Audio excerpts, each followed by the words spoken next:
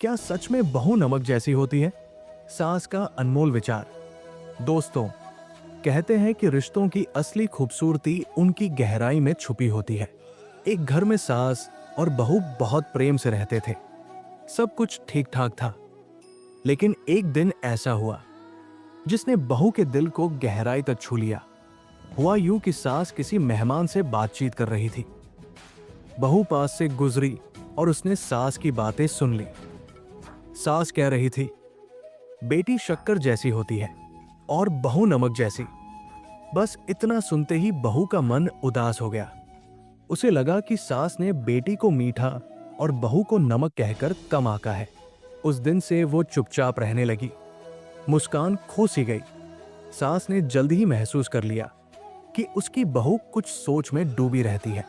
उसने प्यार से कारण पूछा।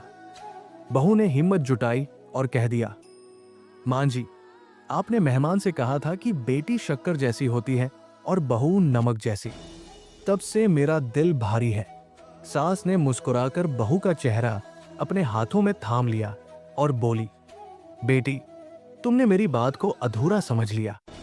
मेरा असली मतलब यह था कि बेटी शक्कर जैसी होती है जो हर हाल में मीठी लगती है, लेकिन बहू बहू तो नमक जैसी होती है जिसका कर्ज कभी नहीं चुकाया जा सकता, क्योंकि बिना नमक के हर स्वाद फीका पड़ जाता है। जैसे बिना तुम्हारे इस घर की रौनक अधूरी हो जाती है।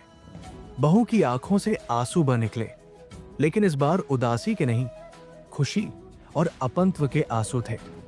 दोस्तों, यही तो असली रिश्ता है, जहां प्यार और समझ रिश्तों को और गहरा बना देते हैं।